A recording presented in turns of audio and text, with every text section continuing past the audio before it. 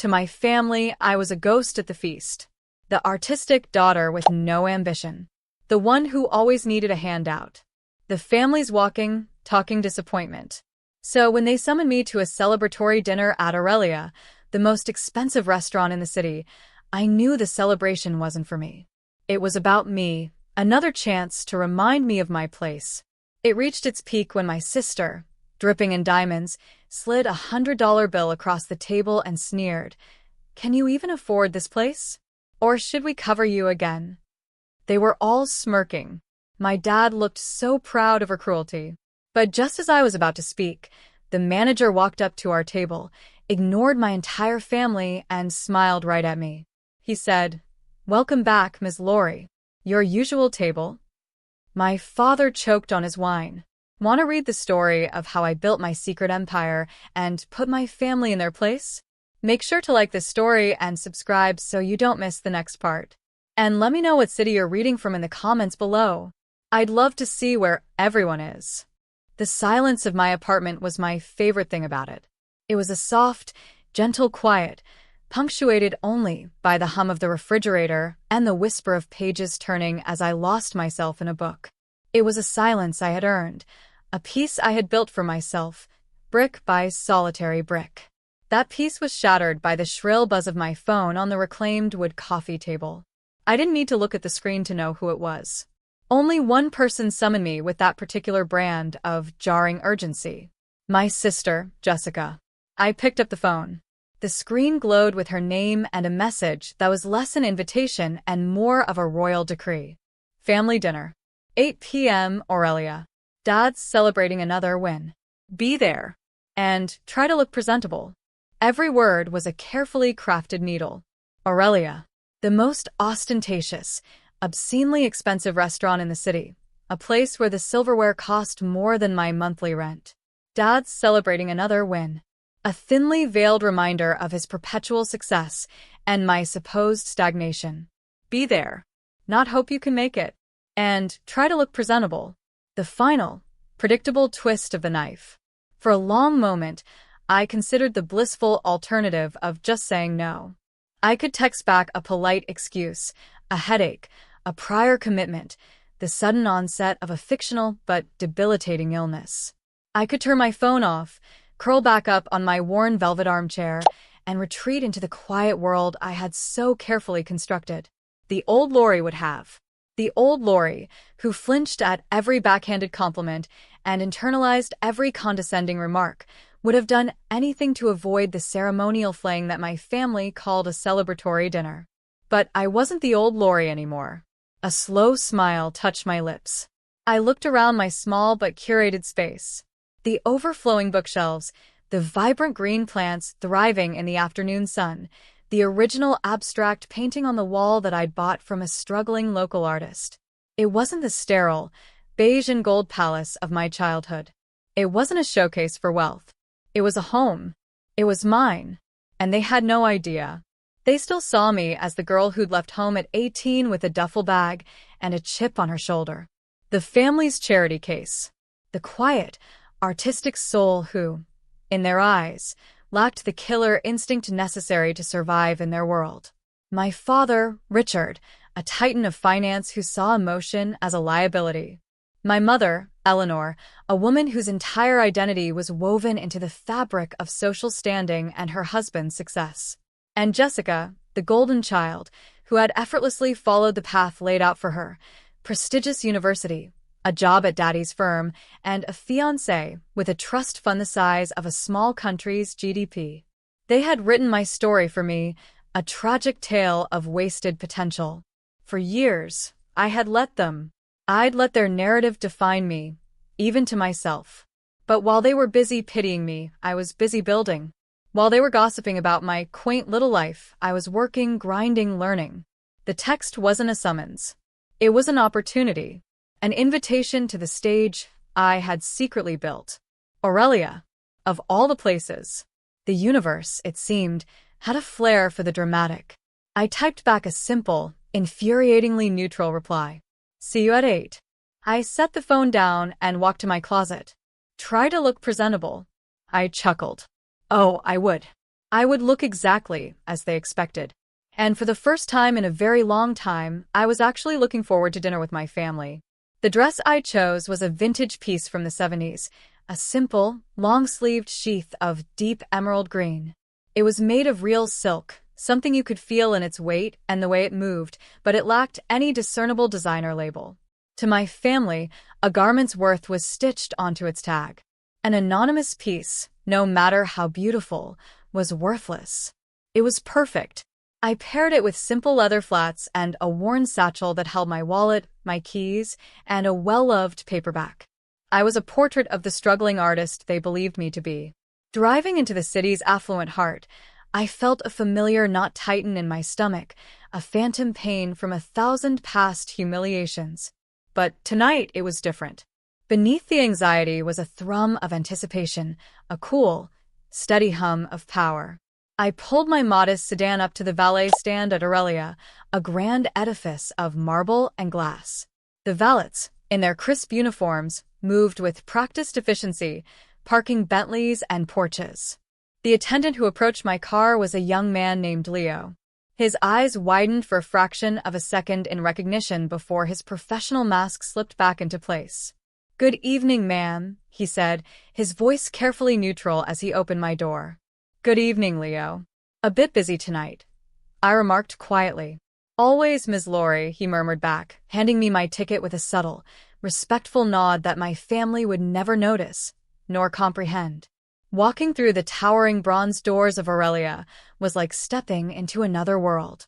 The air was cool and smelled of money, a subtle mix of expensive perfume, leather, and the rich aroma of gourmet food. The hostess at the podium, a statuesque blonde in a black dress, gave my outfit a swift, dismissive glance before her eyes lit up with practiced warmth. "Good evening. Welcome to Aurelia. I'm here to meet the Calloway party," I said. Her smile tightened. "Of course. Right this way." She led me through the main dining room, a cavern of hushed conversations, clinking crystal, and soft lighting that made every patron look like a movie star. I saw my family before they saw me. They had secured the best table, of course, a plush, semicircular booth in the center of the room, a stage from which to see and be seen. My father, Richard, was holding court, his voice a low rumble of self-importance. My mother, Eleanor, sat perfectly poised, a diamond necklace glittering at her throat, scanning the room for anyone important. And Jessica. My sister was a vision in a stark white dress that screamed its price tag, laughing at something my father said, her hand resting possessively on her fiancé's arm. As I approached, Jessica's eyes landed on me, and her perfect smile faltered for a moment. She raked her gaze over me, from my sensible flats to my simple dress, and a familiar look of pity mixed with disdain settled on her features. "Laurie, you made it," she said, her tone as bright and brittle as glass. She stood to give me an air kiss that didn't come within 6 inches of my cheek. "Jessica," I said, my voice even. "Laurie, darling," my mother chimed in, her eyes doing their own swift, critical appraisal. "That's a unique color on you." My father didn't stand. He simply gestured to the empty seat beside me. "Laurie, good of you to come. Get yourself a drink. We're celebrating." He said it as if I might not have known the protocol for a celebration. I slid into the booth, the plush leather sighing under me. The lamb had been delivered to the slaughter. The only thing they didn't know was that this time, she had brought her own knife. The waiter arrived, a man I didn't recognize, new, probably. He exuded an aura of nervous reverence as he addressed my father. "Good evening, Mr. Calloway. An honor to have you with us tonight." "Of course," my father said, waving a dismissive hand. "We'll start with a bottle of the '09 Margaux. And bring some sparkling water for the table." He didn't ask anyone else what they wanted. He never did. As the waiter scurried away, the conversation, or rather, the interrogation began. It always started with a veneer of concern, a tactic my mother had perfected into an art form. "So, Laurie, how are things?" she began, her brow furrowed in a performance of maternal worry. "Are you still living in that little studio? In that artistic neighborhood?" The pause before, Artistic was laden with meaning, her polite euphemism for rundown and dangerous. I said, taking a sip of water. I like it. It has character. Jessica let out a small, pitying laugh. Character? Mom, I went there once to drop something off. Character is one word for it. The police sirens are practically the neighborhood's theme song. I'm just glad I didn't get my Hublet watch stolen. She flashed the absurdly large timepiece on her wrist for emphasis. We just worry, honey, my mother added. A young woman all alone. It's not safe. My father decided to pivot the attack from my living situation to my career. Eleanor, leave it. What matters is that she's productive. How is that charity work going, Lori? He used the term charity work like he was describing a finger painting hobby. Is it paying the bills? You know, it's not too late for you to find a real purpose. I could make a call, get you a proper entry-level position somewhere. Something with a 401k. The offer hung in the air, thick with condescension. The great Richard Calloway magnanimously offering to pull strings for his wayward daughter. He had no idea I could buy and sell his somewhere before breakfast. My internal monologue was a swirling storm. I thought of the late nights, the spreadsheets that blurred before my eyes, the high-stakes negotiations, the thrill of closing a deal that everyone said was impossible. I thought of the Lori Calloway Foundation, my charity work, which had just last month fully funded a new pediatric wing at the city hospital.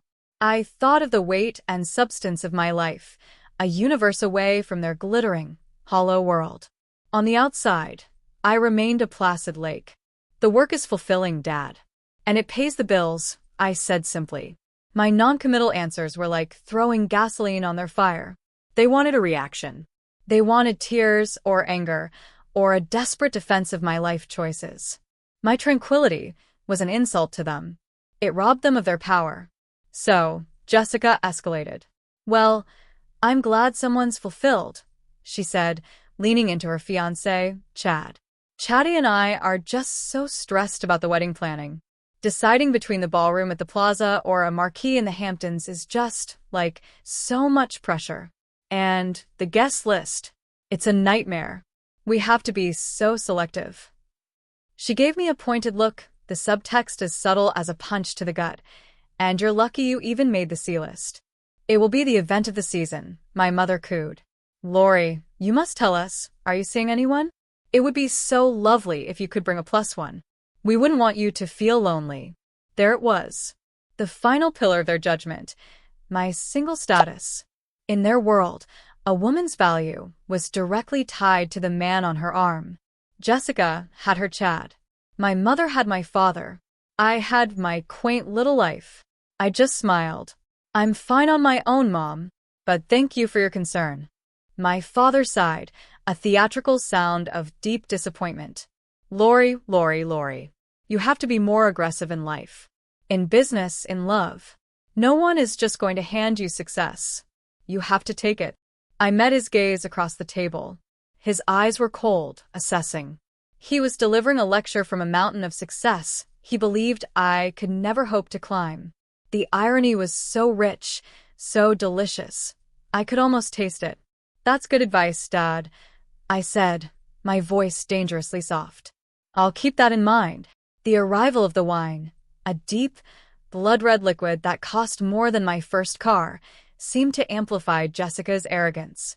After a few sips, she held the floor, her voice rising in pitch and volume as she recounted her latest trip to Milan with Chad. And the boutique was private, of course, she bragged, waving her hand, the diamonds on her engagement ring scattering light across the table. They closed it down just for us. I bought this fabulous Fendi, not the one you see in stores, it's custom, and Chad, you know how he is. He insisted on getting me the matching shoes, even though I told him it was too much. She giggled, a sound that grated on my nerves. Then we had dinner at this place that makes Aurelia look like a diner. It had 3 Michelin stars. You have to book a year in advance, but of course, Daddy made a call. My father beamed, soaking in the reflected glory. Only the best for my girl. I tuned most of it out, focusing on the intricate pattern of the damask tablecloth. It was a familiar performance, one I had sat through hundreds of times. The recitation of brand names, the casual mentions of exorbitant expenses, the constant reinforcement of their status. They weren't just sharing stories, they were building walls, gilded and shimmering, to keep the rest of the world out. To keep me out. I was an audience member at a play about their perfect lives. My role was to sit in the dark, watch, and applaud their good fortune. Tonight, however, I was about to rewrite the script. Jessica finally exhausted her supply of European anecdotes and, in the resulting lull, her attention snapped back to me. She eyed my glass of sparkling water, which I had been nursing all evening. A cruel, sharp glint appeared in her eyes. This was it. The grand finale. She leaned forward, her voice dropping to a stage whisper that was perfectly audible to the tables around us. "I just worry about you, Lori," she began, the picture of feigned sincerity. "This place, it's a lot." She gestured vaguely at the opulent room. "The prices are just astronomical. Are you sure you're okay?" Before I could answer, she reached for her ridiculously small, alligator skin handbag. She clicked it open and pulled out a crisp $100 bill, holding it between two perfectly manicured fingers. Her voice rose to its normal pitch. "Honestly, can you even afford this place? Or will we have to cover your meal again?" She slid the bill across the table toward me. "Here, let me help you out. It's the least we can do. Consider it an early birthday present." The humiliation was complete. It was public. It was condescending. It was everything they were. My father nodded his approval at Jessica's generosity. My mother gave a little sigh, as if to say, "Oh, that poor, dear child." Chad just smirked, a clone of my father in the making. The $100 bill lay on the white tablecloth between us, a stark symbol of everything they thought I was, and everything they thought I wasn't. I looked at the bill. Then I looked at Jessica, her face a mask of smug pity. I opened my mouth to speak, to finally end the charade. But I never got the chance. Just as I drew breath, a figure appeared at my shoulder. It wasn't our nervous young waiter. This man was older, his posture impeccable in a dark, exquisitely tailored suit that spoke of authority, not service. His silver hair was neatly combed, and his face was calm and dignified. It was Antoine Dubois, the general manager. The man I had hired 3 years ago to run my flagship restaurant. He moved with a silent grace, completely ignoring the rest of my family. His focus was entirely and respectfully on me. He bowed his head slightly, a gesture of profound deference. "Welcome back, Ms. Lori," he said, his voice a warm, cultured baritone that cut through the tension at the table like a hot knife through butter. "Your usual table is ready, of course. Will you be having the 15-law fight tonight?" The world stopped. Silence. A profound, echoing silence fell over our table, so complete it felt like a vacuum. It sucked all the air, all the arrogance, all the smug certainty out of the space. Jessica's perfectly made-up face went slack, her jaw literally dropping. Her eyes, wide with disbelief, darted from Antoine to me and back again. The $100 bill, still pinched between her fingers, fluttered forgotten to the tablecloth. My mother's hand flew to her pearl necklace in a gesture of pure shock, her hostess' smile frozen and grotesque. Her carefully constructed world of social hierarchies had just been demolished by a single sentence. But the best reaction, the one I will treasure for the rest of my days, was my father's.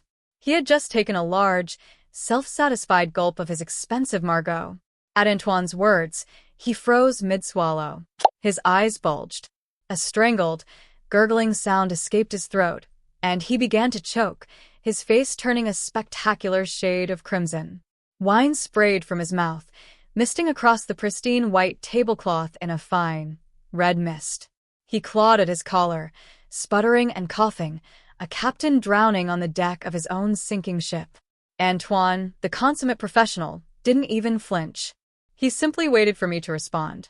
I gave him a small, knowing smile. The first genuine smile I'd shown all night. It felt incredible. I turned my head slightly, my gaze sweeping over my stunned, speechless family, and then landing back on my manager.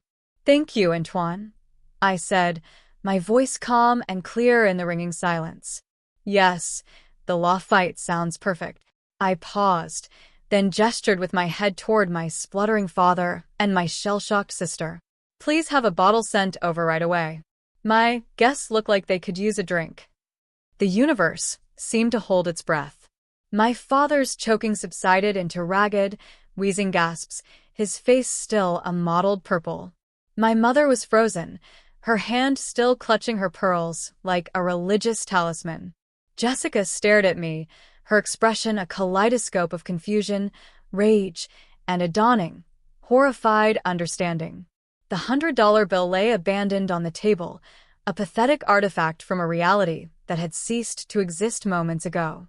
Antoine, with a crisp, discreet nod, vanished as silently as he had appeared. Seconds later, a sommelier approached with the reverent air of a priest bearing a sacrament. He presented the bottle of 1915 Chateau Lafite Rothschild, a wine so rare it was spoken of in legends, its value astronomical. He uncorked it with a surgeon's precision and poured a small amount into a glass for me to taste. I swirled the deep garnet liquid, inhaled its complex bouquet of cedar and blackcurrant, and took a small sip. It was perfect. "It's wonderful," I told him. "Please pour for my guests." The simple act of tasting the wine seemed to break the spell. The question started then, not as a coherent interrogation, but as a chaotic eruption of disbelief. "Lori? What is going on?" my mother whispered, her voice thin and reedy. "Who was that man? Why did he call you Ms. Lori? Usual table?" Jessica sputtered, finding her voice. It was shrill, accusatory. "You've been here before?" How? "This place just opened. And that's impossible." My father, having finally caught his breath, slammed a fist on the table, making the crystal glasses jump. His face was a thundercloud of fury and bewilderment. "Don't play games, Lori. What is the meaning of this? Is this some kind of joke? Did you pay that man to say that?" I took another slow, deliberate sip of my wine before I answered. I let their panic wash over me, a vindicating tide. For my entire life, they had been the ones with the answers, the power, the control. Now they had none. "It's no joke, Dad," I said, my voice even and calm. "And no, I didn't pay him. Antoine is my general manager." The word "my" hung in the air, electric and undeniable. Jessica laughed, a harsh, grating sound. "You're what? Your manager? What are you talking about? You scoop ice cream for a living, or whatever it is you do for that charity." "I own this restaurant, Jessica," I stated plainly. There was no boast in my tone, just a simple declaration of fact. "Aurelia is mine." That was the final blow, the one that shattered their composure completely. My father slumped back in his seat, as if his strings had been cut. My mother looked like she was about to faint. Jessica just shook her head, a frantic, repetitive motion. No. "No, I don't believe you," she stammered. "You're lying. You have to be. You lived on ramen noodles for a year after you left home. We had to send you money for your car repairs.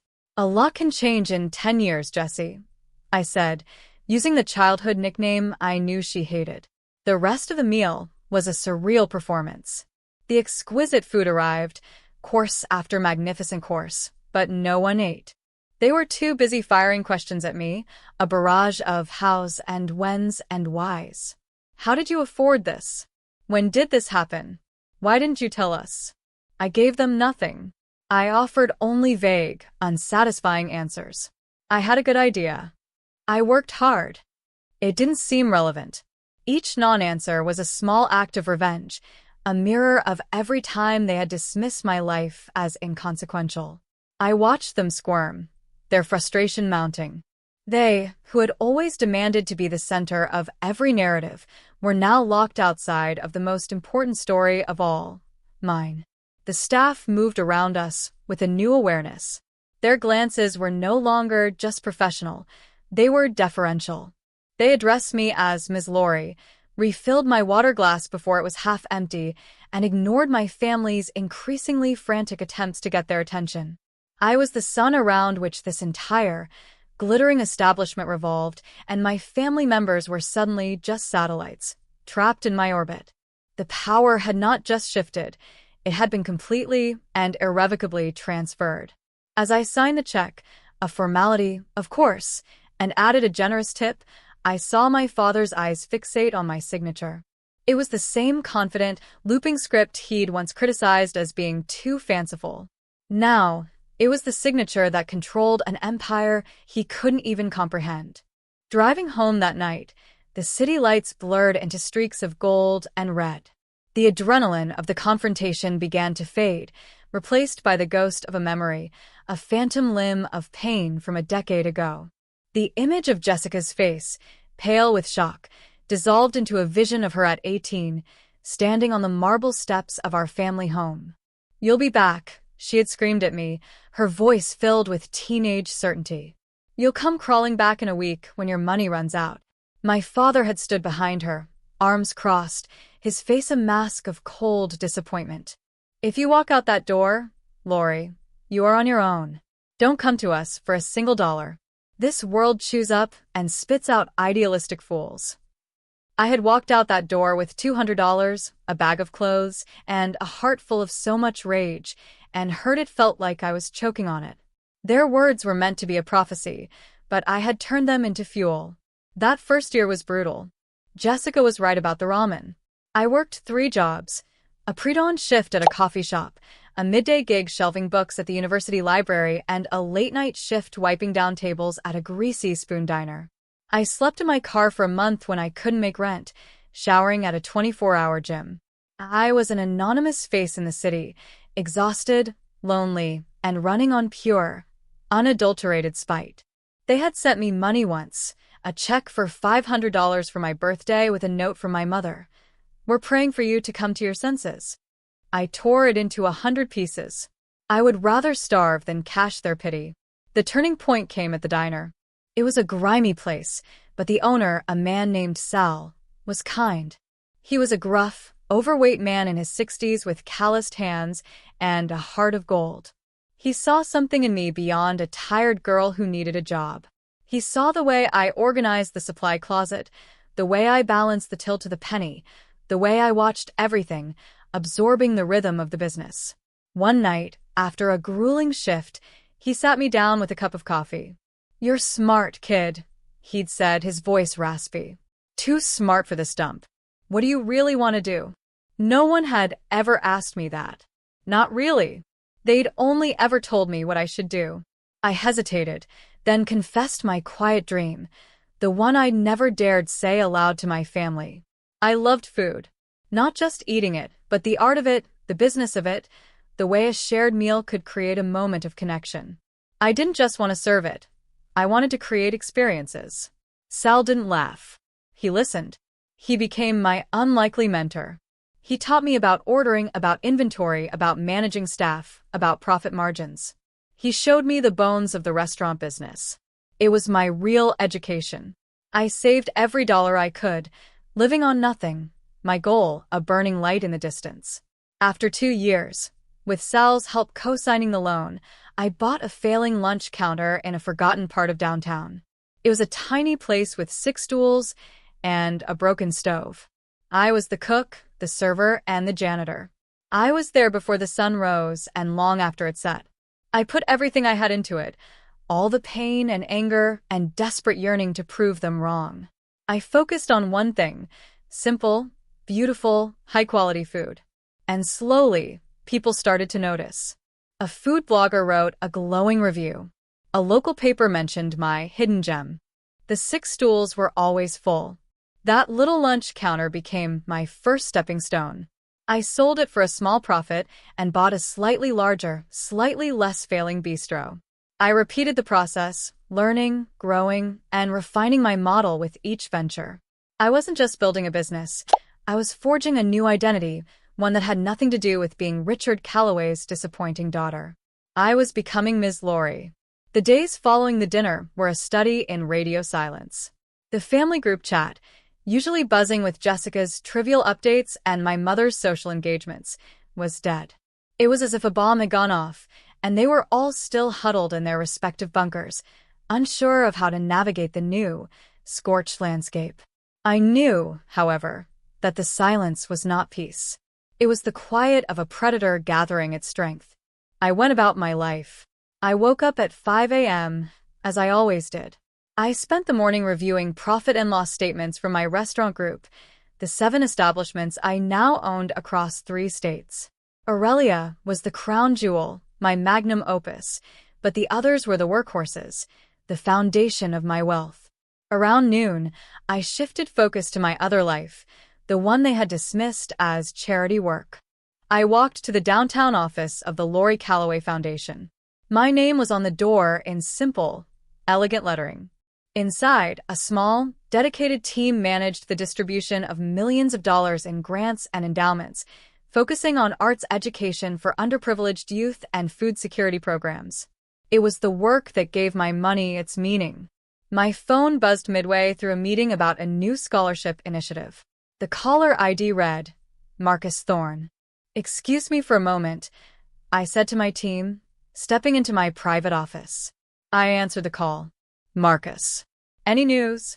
"The deal is done." His voice, smooth and professional, came through the phone. Marcus was my investment manager, a shark I'd hired to manage the portfolio I'd built from my business profits. "The acquisition of the Sterling Hotel Group is finalized. The papers are ready for your signature." "Congratulations, Lori. You now own a controlling interest in the second-largest boutique hotel chain on the West Coast." "Excellent," I said, a thrill running through me. "Thank you, Marcus. Keep me posted on the transition." I hung up and stood for a moment, looking out the floor-to-ceiling window of my office. My view wasn't of a grimy back alley anymore. It was a panoramic sweep of the city skyline, a city I had, in my own quiet way, conquered. The silence from my family was finally broken that afternoon by a single, desperate text from my mother. "Lori, your father wants to talk to you. It's important. Please call him." The first crack in the dam. I knew the flood was coming. I didn't call him. I let the request hang in the air for 2 full days. It was a petty move, perhaps, but it was a necessary one. I was resetting the terms of our engagement. I was no longer the daughter who jumped when her father called. I was a businesswoman, and he would approach me on my time. During those 2 days, the cracks in their world began to show. A friend of mine, a society columnist, sent me a screenshot from Jessica's private Instagram. She had posted a picture of herself at a polo match, but her usually perfect smile was strained. The caption was a bizarrely aggressive motivational quote about unmasking fakes and trusting no one. My friend's text read, "Your sister is losing it. The gossip is that your dad's big win was a major bluff and he's leveraged to the hilt." It confirmed what I had suspected. My father's celebration hadn't been about a victory. It had been a desperate performance to maintain his image, likely for the benefit of potential investors or lenders. My revelation at Aurelia hadn't just humiliated him personally, it had likely destabilized his fragile financial charade.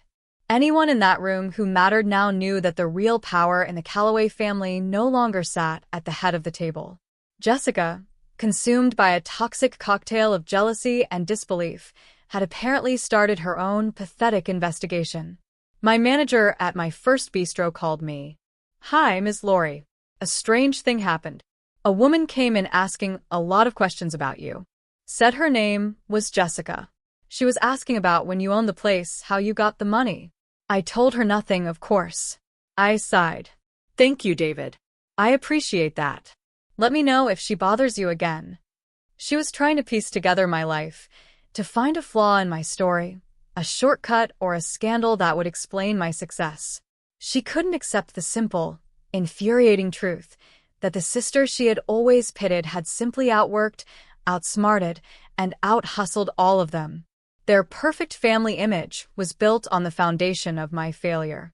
Now that the foundation was revealed to be a skyscraper, their entire structure was beginning to groan and sway. My mother was the most pathetic. She sent a stream of increasingly frantic texts. "Lori, please.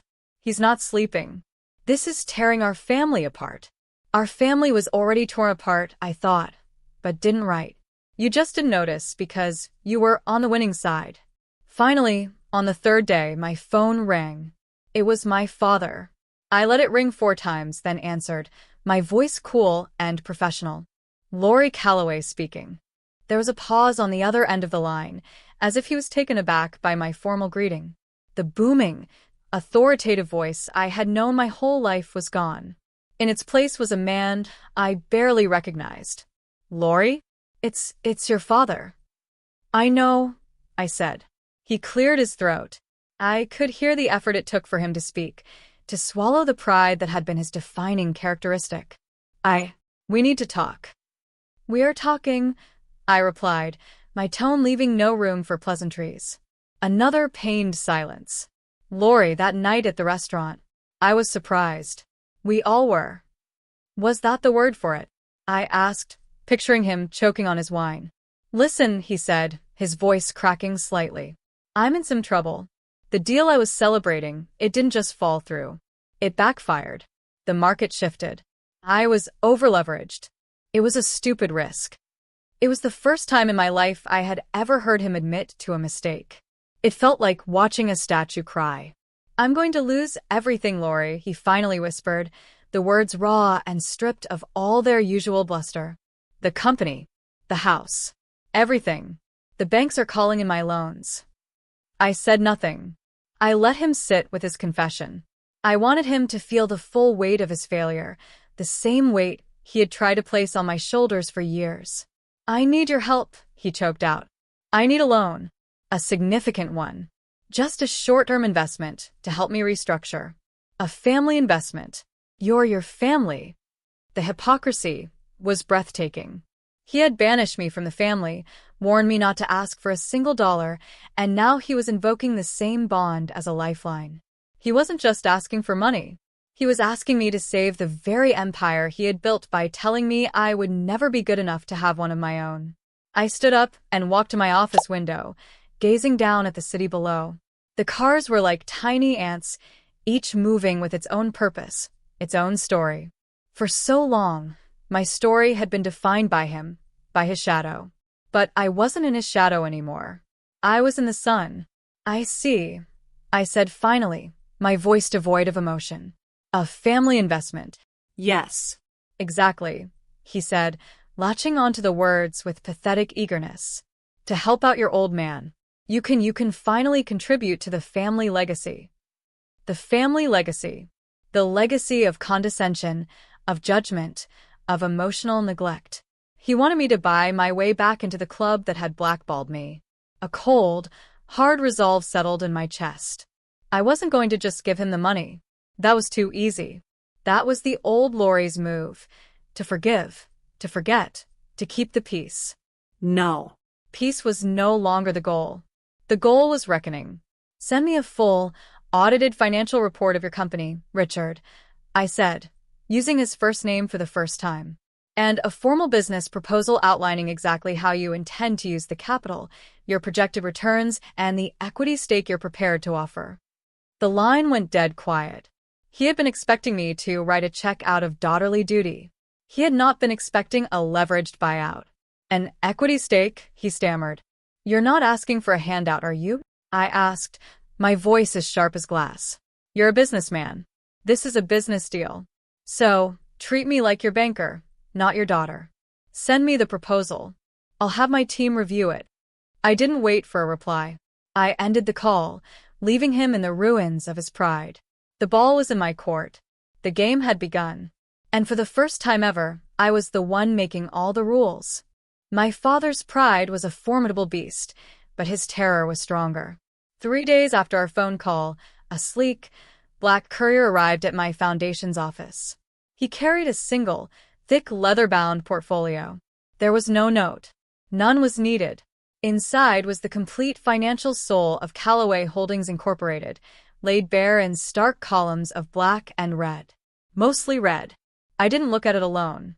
I convened a meeting with my CFO, Marcus Thorne, and my lead legal counsel. We spread the documents across the polished surface of my mahogany boardroom table. For 3 hours, the only sounds were the rustle of paper, the quiet clicks of a calculator, and Marcus's occasional low whistle. The picture that emerged was catastrophic. My father hadn't just made one bad deal. He'd made a dozen. He had been chasing trends, making high-risk, speculative bets with the company's capital, all in a desperate attempt to maintain the illusion of his own Midas touch.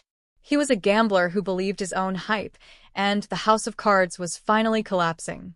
Callaway Holdings wasn't just on the brink of failure, it was in a death spiral. He's personally guaranteed almost all of this debt, my lawyer, a sharp woman named Ava, said, tapping a summary sheet. When the company defaults, the banks won't just take his office building. They'll take everything. The house in the Hamptons, the penthouse, the cars. He'll be ruined. Utterly. Marcus looked at me, his expression grim. Lori, this isn't a company in need of an investment. It needs a complete teardown and rebuild. The brand is toxic, the debt is suffocating, and the leadership, he paused, choosing his words carefully, is incompetent. From a purely financial standpoint, the smart move is to let it die. I listened, my face impassive. I saw the numbers, the cold, hard logic. Letting him fail was the sensible choice. It was the punishment he deserved. But I hadn't brought him to his knees just to walk away. I wasn't interested in simple destruction. I was interested in transformation. I wanted to raise the temple of his ego and build something better on the ashes. Thank you both, I said, closing the portfolio. I know what I need to do. That evening I drafted my counteroffer. It wasn't a loan. It wasn't a partnership.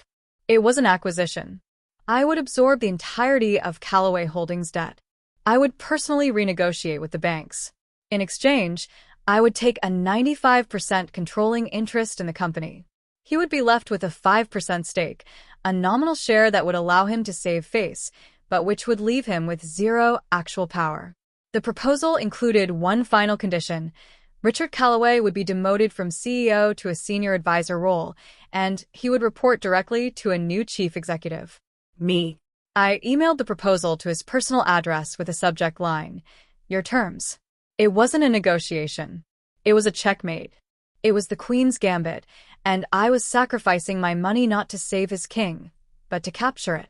While my father stewed in the poison of my offer, Jessica made her move. She must have realized that the family money well had run dry and that I was now the sole guardian of the Callaway fortune. She tried calling first, but I didn't pick up. So she showed up, unannounced, at my apartment. I opened the door to find her standing in the hallway, looking utterly out of place. She had eschewed her usual designer armor for a soft cashmere sweater and jeans, a calculated costume of vulnerability. Her eyes were red-rimmed, as if she'd been crying. "Lori," she said, her voice a pathetic whisper. "Can I come in?" I held the door open but didn't move aside. "What do you want, Jessica?" "I wanted to apologize," she said, dabbing at a non-existent tear with the back of her hand. "That night at the restaurant. I was awful. We all were. I've been doing a lot of thinking, and I'm just so ashamed." It was a good performance. I almost gave her points for it. "I miss you," she went on, her voice thick with manufactured emotion. "I miss my sister. I remember when we were kids, before everything with Dad's business got so crazy. We used to be close. Remember that treehouse in the backyard? That was our secret world." I remembered the treehouse. I also remembered the day she'd locked me in it for 3 hours because I had accidentally scuffed her new patent leather shoes. My memory, it seemed, was more comprehensive than hers. "What do you want, Jessica?" I repeated, my voice flat. Her soft facade cracked just a little. She saw her emotional appeal was failing. It was time for the pitch. "It's just seeing what you've built, Lori. It's so inspiring. It's made me realize I don't want to just be Chad's wife or Daddy's little girl. I want to build something of my own, too. Like you." She launched into a half-baked idea for a lifestyle brand, a vague concept involving overpriced scented candles, silk pajamas, and a blog about curated living. It was a shallow imitation of a dozen other brands, a desperate grab at the world of entrepreneurial success she now coveted. "And the best part," she finished, her eyes gleaming with greed, is that it would be a family business. You and me, Calloway sisters. With your business sense and my eye for style, we'd be unstoppable. All I need is some seed capital to get it off the ground. A small investment. Say, 2 million. There it was. The grift. Wrapped in a pretty bow of fake nostalgia and sisterly love. The sheer audacity of it was almost impressive. I laughed. It wasn't a happy sound. It was cold and sharp and utterly devoid of humor. Jessica flinched. What's so funny? You, I said, shaking my head in disbelief. You haven't changed at all. You haven't learned a thing. You don't want to build something, Jessica. You want to be handed something. You've been handed everything your entire life, and you think you can walk up to my door and get me to hand you $2 million because you miss a treehouse we were never friends in. The color drained from her face, replaced by her more familiar shade of blotchy rage. How dare you? No. How dare you? I shot back, my voice dropping to a low, dangerous level. You stood by for 20 years and watched as I was treated like garbage by our family. You actively participated in it. You humiliated me, you pitted me, you sneered at me. And now that you find out I have money, you show up with fake tears and a half-assed business plan? You don't want a sister. You want an ATM. I took a step forward, and she instinctively took a step back. The answer is no, I said, my voice leaving no room for argument. There will be no Calloway sisters. There will be no $2 million investment. You want a curated lifestyle? Go out and earn it. For the first time in your life. I closed the door in her face, the solid click echoing the final, definitive end to our fraudulent sisterhood. I expected my mother's call to be another plea on behalf of my father. I was wrong. When she asked to see me, her voice was different. It wasn't frantic or demanding. It was just empty. We met in a quiet, neutral cafe far from either of our neighborhoods. She looked older than I had ever seen her. The perfect, ageless mask of the society wife had crumbled, revealing the tired, anxious woman beneath. She fiddled with her coffee cup, her hands trembling slightly. I'm not here to ask you for anything for your father, she began, her gaze fixed on the table. He made his bed. He can lie in it. I waited, saying nothing. That night at Aurelia, she continued, her voice cracking. When that man called you a mess, Lori, the first thing I felt wasn't shock. It was relief. It was this sudden, overwhelming wave of relief. Because it meant you were okay. It meant you were safe and you didn't need us. Tears began to well in her eyes. And right after that came the shame. Because I realized I should have been making sure you were okay all along. Instead, I was worried about the seating chart at the charity gala. I was worried about what the neighbors thought of your car. I was worried about everything that didn't matter and nothing that did. She finally looked at me, her eyes swimming with a regret so profound it struck me to my core. I was a coward, Lori, she whispered.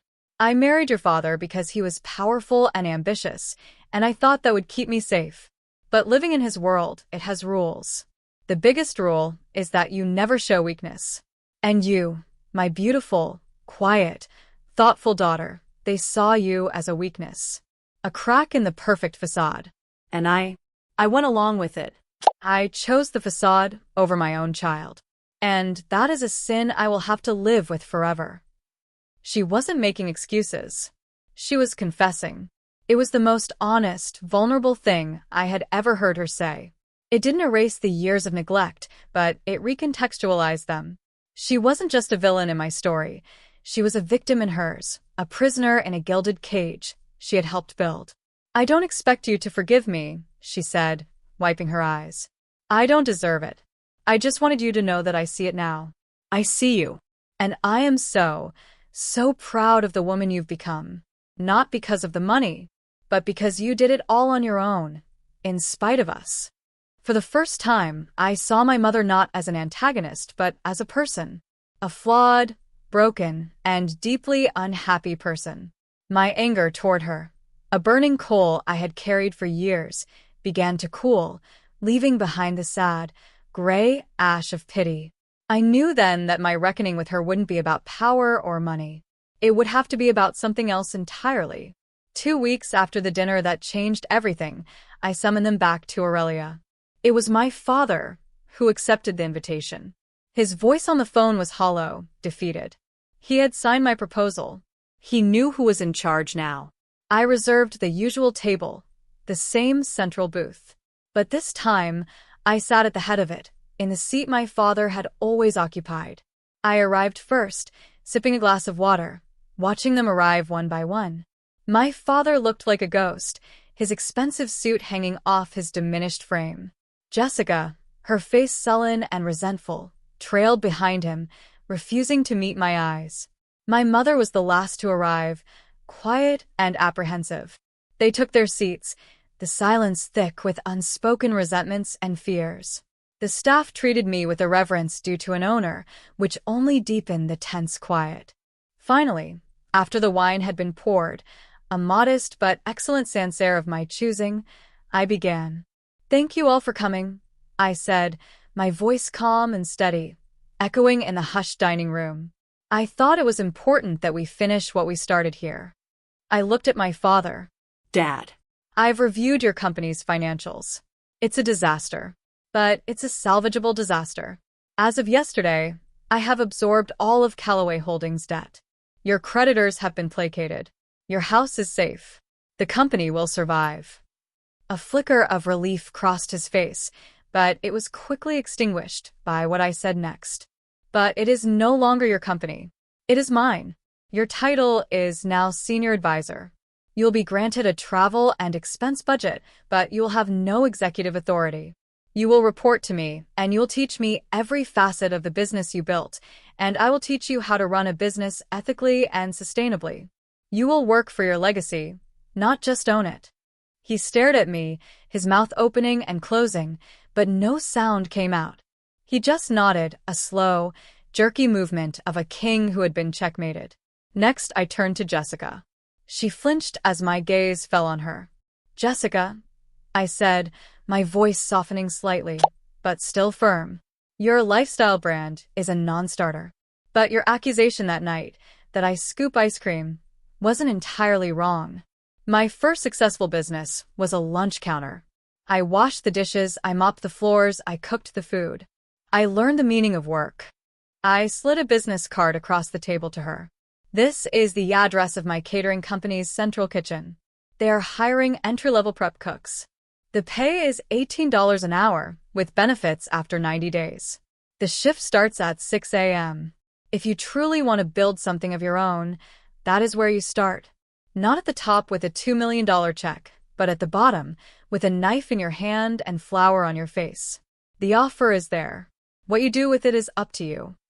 She stared at the card as if it were a scorpion, her face a mask of pure indignation. But she took it. Finally, I looked at my mother. Her eyes were already wet with tears. "Mom," I said gently, "there is nothing I can buy for you. And there is nothing you can say to fix the past. A real relationship between us isn't going to be built on forgiveness, not yet. It has to be built on honesty." I reached into my bag and pulled out a different card, this one for a renowned family therapist I knew and respected. "I will make time for you. I will answer your calls. I will even sit in a room with you. But only if you go here first. Only if you are willing to do the hard work of understanding why our family broke and how you can help build something new and healthier. I want a mother, but I will not settle for a coward anymore." She took the card, her trembling fingers closing around it like a lifeline. "I will," she whispered. "I'll make the call tomorrow." The dinner ended quietly. There were no more arguments, no more tears. There was only the heavy weight of truth and the stark reality of the new world I had created. My father left without a word, a broken man shuffling toward a future he no longer controlled. Jessica followed, clutching the prep cook's business card, her face a storm of conflicting emotions. My mother was the last to leave. She paused at the edge of the table and looked at me, a long, searching look. "Thank you, Lori," she said, and for the first time, I believed her. I stayed long after they were gone, sitting alone in the center of my beautiful, bustling restaurant. The murmur of happy diners, the clink of glasses, the soft music. It was the symphony I had composed. I had faced my dragons and won. But the victory didn't feel like a fiery explosion of triumph. It felt like a deep, quiet, and profound peace. I hadn't just gotten revenge. Revenge was too small a word for it. I had seized control of my own story. I had refused to be a footnote in the Calloway legacy and had instead become its author. The future of our family, whatever it was to be, would be built on a foundation of accountability and earned respect, not entitlement and arrogance. A waiter approached my table. It was Leo, the young valet from that first night, now training as a server inside. "Miss Laurie," he said, a proud smile on his face. "Can I get you anything else? A digestive? Some dessert?" I looked around the room, at the empire I had built from the ashes of my own humiliation. I was no longer the poor daughter. I was the owner. I was the matriarch. I was free. "No, thank you, Leo," I said, smiling back at him. "I have everything I need." And so, the legacy of the Calloway family was rewritten. Not with inherited money or arrogant pride, but with accountability and hard-earned respect. My empire is secure, and my peace is my own. Thank you for following my journey. Now, I have one last question for all of you who have been here from the start. I gave my family a path forward, but it was a path paved on my terms. So tell me, was I too harsh? Or was it the only way they would ever truly learn? Let me know in the comments, and you have to pick a side. Are you on #Team Revenge, believing they got exactly what they deserved? Or are you on #Team Forgive, thinking I should have offered them a bit more grace? I can't wait to read all of your opinions. Thank you for reading.